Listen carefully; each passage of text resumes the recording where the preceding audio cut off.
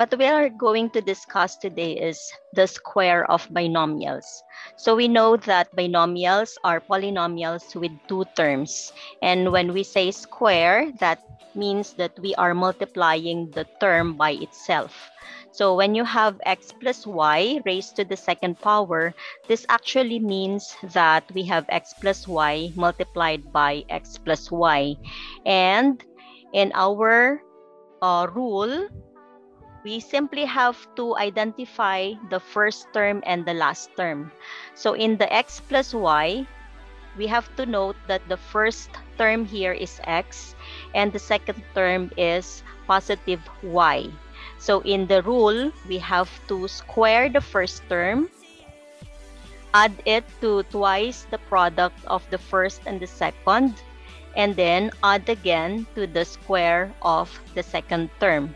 So x squared plus 2xy plus y squared is the expansion of your x plus y quantity squared. So how do we usually do that if you are given this kind of problem? You have x plus 7 quantity squared. So we need to identify the first term and the second term. So in this example, your first term is x and your second term is positive 7. So if you are going to apply now the rule, it states here that we only have to square the first term. And since our first term here is also x, we simply have also that x raised to the second power. And you will have to get now 2xy. The 2 is constant, so we will have 2. And this happens to have x as our first term and the second term being 7. So we need to multiply. This 2xy suggests that we have to multiply 2 with the first term and the second term. And then you have the square of the second term, and that is y raised to 2. So in our problem number 1, that means we have 7 raised to 2, or 7 squared. We can now simplify this, and this will simply give us x raised to the second power. We simply just have to copy. And to get the second term, we need to combine now 2 times x times 7. So 2 and 7 will give us a product of 14. So that would mean plus 14x. And to get the last term or the third term, that is 7 raised to 2. 7 squared is equal to 49. So we have the third term as 49. Okay, what about if you have this 3y minus 4z quantity squared? So in this example, you have 3y as our first term and negative 4z as the second term. Again, do not forget the sign or the operation between them to be the sign of the second term. So since we have 3y as the first term, it will be 3y, and we have to raise this to the second power. Then, following the rule of getting the second term, which is 2xy, we just copy the 2 because that remains constant. So 2 multiplied by 3y, which is now our first term, and the second term, which is the negative 4z.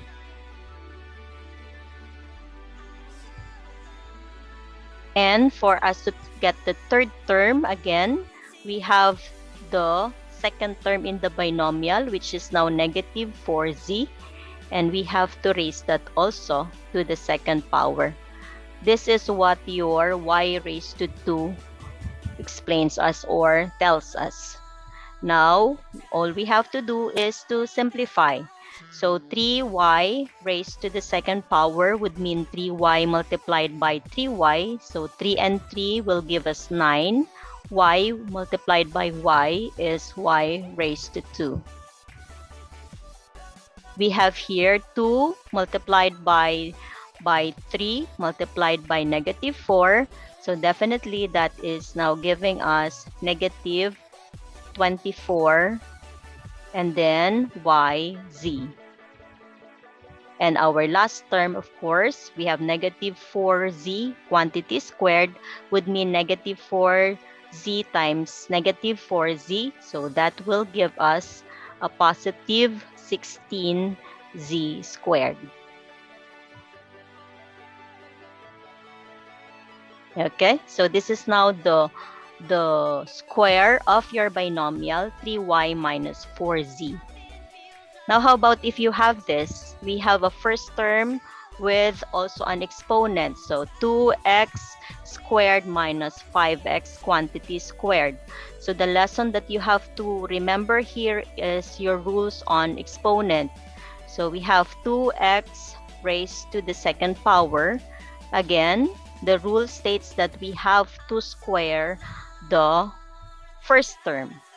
Then for us to identify our second term, we will just have to multiply 2, and then we take the second term, or the first term I should say, so 2x squared, and we need to multiply that by our second term, which is now negative 5x.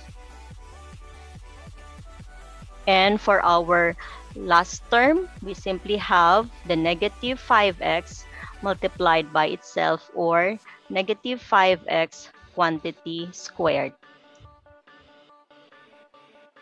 So let's simplify. 2x squared quantity squared is 2 times 2. That will give us a 4. And then x squared raised to 2. Remember that we are now squaring x raised to the second power. So there is a need for us to multiply the exponents. So 2 times 2 is equivalent to 4. So x raised to 4. And then we simply have, that should be subtraction this time because we have addition and or the negative sign for the 5. So 2 and 2 will give us 4 and negative 5. That is now giving us a negative 20. So negative 20 and x raised to 2 with x. So based on the laws of exponent, when you are multiplying with the same base, we have to add the exponent. So 2 and 1 is equivalent to 3. So that would mean 20x raised to 3. And finally, to get the last term, you have negative 5x multiplied by itself. So 5 times 5, that is 25. And x with x is giving us x raised to the second power. Okay, so that's the rule. We have done already 3 questions following this rule. Now let's try to answer this using our shorter method. So if we can do it mentally. So the first one is just to square the x raised to the second power. So x squared with x squared. So that is x raised to the fourth power. If you can do it already as fast as that, then you may do so. But if you need the solution, like the first step that we have done here, you may do also. Okay, the second one is simply multiply these two terms, and that is now 3x squared y, but you need to multiply that by 2. That means 3 times 2 is 6, so that is 6, x squared, and then y. And for the last term, you have 3y multiplied by itself. That is now 9y raised to the second power. Okay, and then for the fifth one, we have 8xy minus z raised to the second power, or quantity squared. So again, this serves as your first term. So 8xy quantity squared would mean we have 64 x squared y squared. Next is we multiply these two. So definitely it will give us a negative 8xyz, but do not forget to multiply it by 2 so that you are getting 16xyz. And for us to get the last term, all we have to do is to square now your negative z, and that will give us positive z raised to the second power. That is now the squares of binomials.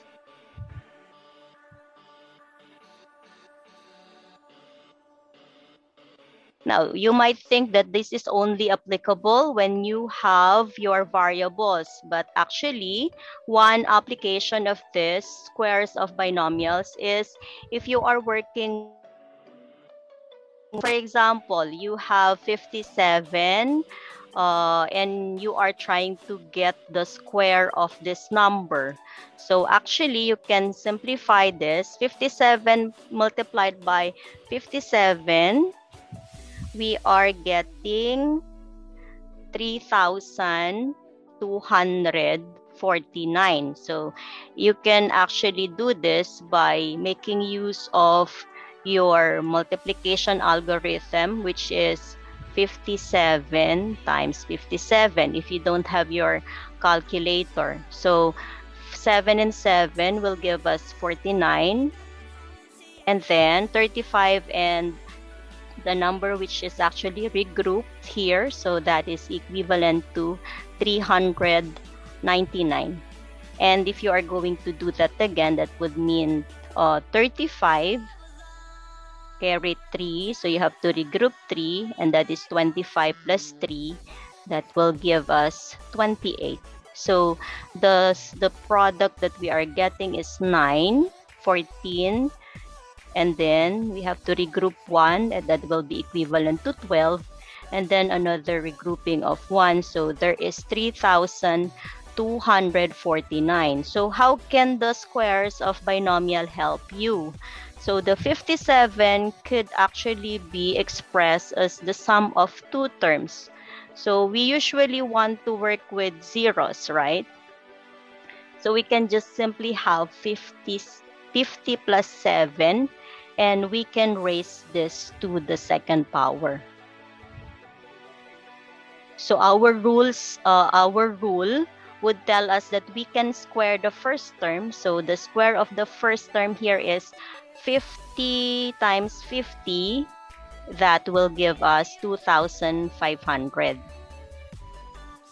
And then you have to add twice the product of the first and the second. So the first number is 50, while the second one is 7. And then the last one is to square the last term, and that is 7. So 7 times 7, 49. So we can actually change that first into 49. Okay, again, the rule is we square the first term twice the product of the first and the second, and then square the last term. So if we are going to solve for this, this is now 2,500 plus this is equal to 350 plus or times 2. This will give us 700, and then plus 49. If we are going to add 2,500 plus 700 plus 49, so is that the same? We have 3,249. So we are getting the same result. Okay, so that is one application of your square of binomial if you want to make this one simpler.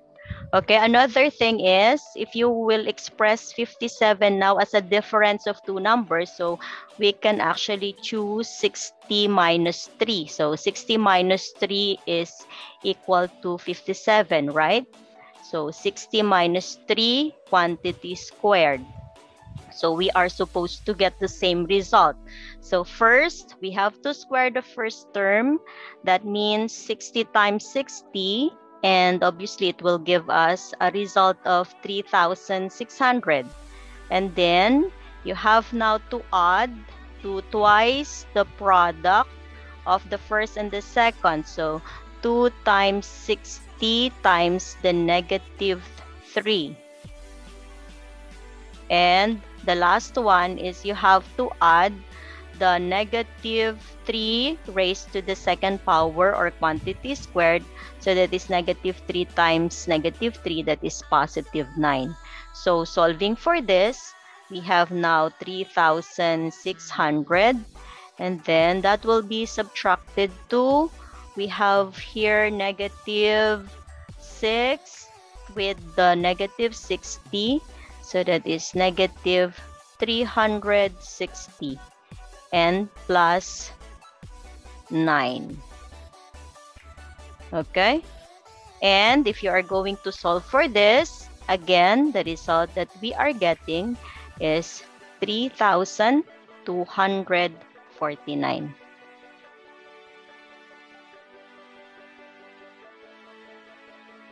Okay, again, that is the squares of binomials.